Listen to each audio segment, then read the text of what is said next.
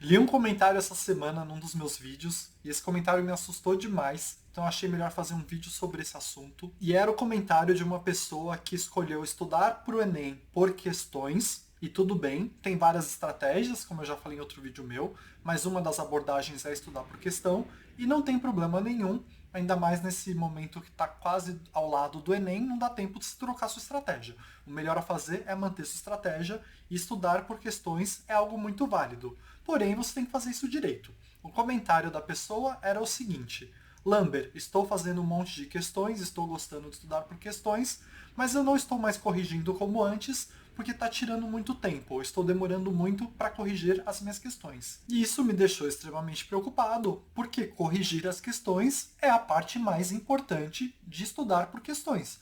É o momento que você vai aprender aquela matéria para eventualmente não errar no futuro. Não adianta só você fazer questão e torcer para cair uma questão idêntica. As questões que caem depois são parecidas, mas não são idênticas. Então, quando você está estudando para questão, na verdade, o que você está fazendo ao estudar por questão é estudando os tópicos que aquela questão cobra. Então tem uma abordagem para você estudar por questão. Estudar por questão não é meramente fazer o máximo de questão possível. É fazer várias questões, mas ao fazer as questões, identificar os tópicos que caem naquelas questões e aprender a fazer aquelas questões. Então você tem duas coisas que são importantíssimas, que se você está fazendo o que eu li no comentário, você está fazendo errado. Você só fazer um monte de questão não vai ajudar. Você tem que fazer questão e aprender a fazer aquela questão.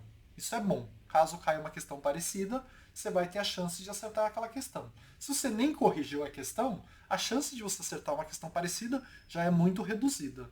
E também, além disso, além de aprender a fazer aquele tipo de questão, você precisa pegar o tópico e dar uma lida na matéria. É um exemplo que eu sempre dou, que é bobo, mas é importante. O que cai normalmente numa questão é um subtópico de um tópico. Então, por exemplo, você vai lá em geografia e faz uma questão sobre caatinga. Você fazer uma questão sobre caatinga te ajuda muito a responder uma questão futura sobre caatinga, caso você estude o conceito de caatinga, as características de caatinga, a região que tem a caatinga. Então você tem que corrigir a questão direito. Esse é o primeiro passo. O segundo passo é que não adianta você ver apenas caatinga, porque pode cair sobre bioma uma pergunta sobre cerrado. Então, quando cai uma questão sobre caatinga, não é uma dica assim, nas outras provas vai cair caatinga. É uma dica assim, nas outras provas é muito provável que caia biomas. Então você precisa subir o tópico.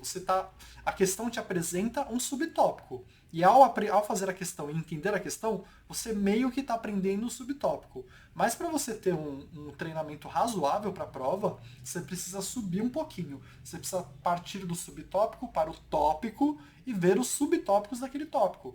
Então, quando cai uma questão sobre caatinga, você tem que dar uma olhada em Cerrado, Mata Atlântica, Mata Amazônica.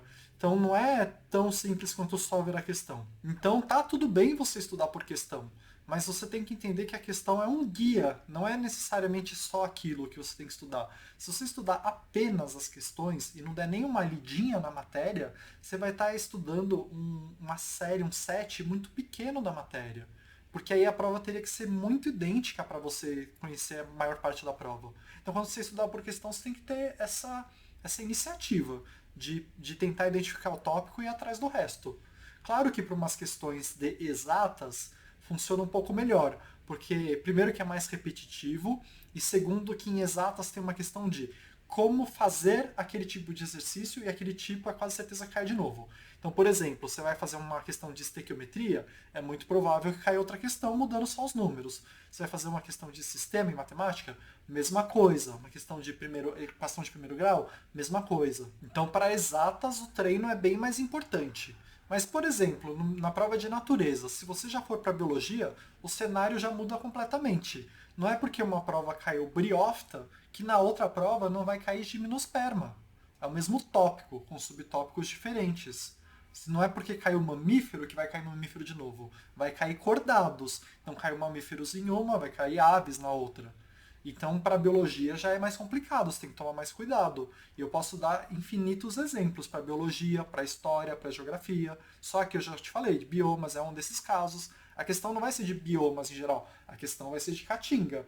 Mas é assim, ela está te apontando para biomas, então talvez caia outro bioma em uma outra prova. E não é difícil fazer isso, mas você precisa ir atrás. Então exige iniciativa da sua parte.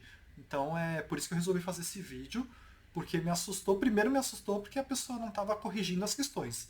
E aí então você já perde até o benefício de treino mesmo, de saber fazer a questão se cair uma muito parecida.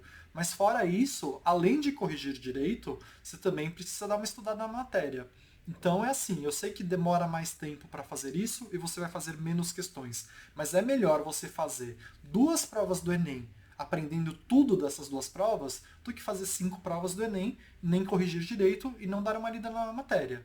Então ainda dá tempo de fazer direito. Se identificou um exercício que teve dificuldade, tenta entender como fazer aquele exercício direitinho, para caso caia um parecido, e dá uma lida na matéria para ver se não tem algo que você esqueceu completamente, que pode cair em outra prova. E uma outra coisa que eu gostaria de fazer nesse vídeo, que eu vejo também que as pessoas fazem errado na minha opinião, mas eu posso estar enganado, é que quando a gente fala assim, estudar por questão, o ideal é você estudar por prova antiga.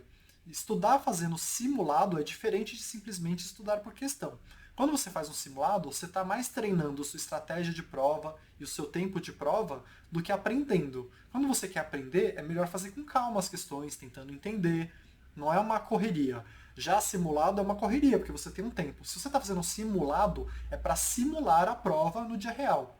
Então, quando a gente fala assim, eu até usei como título do vídeo estudando por simulado, porque eu vejo que tem gente que entende o conceito de forma errada. Então, toma cuidado e checa se você está atingindo os objetivos que você quer atingir. Você pode fazer prova antiga à vontade. Você estuda, aprende, faz no seu tempo. Agora, simulado seria para você treinar a estratégia de prova. Você tem que tomar cuidado para fazer simulado agora, porque fazer simulado muito perto do Enem é algo que pode te desanimar muito. Se você faz um simulado e vai mal, você vai ficar para baixo, você vai perder energia para estudar, você vai ficar triste, você vai ficar sem confiança para a prova.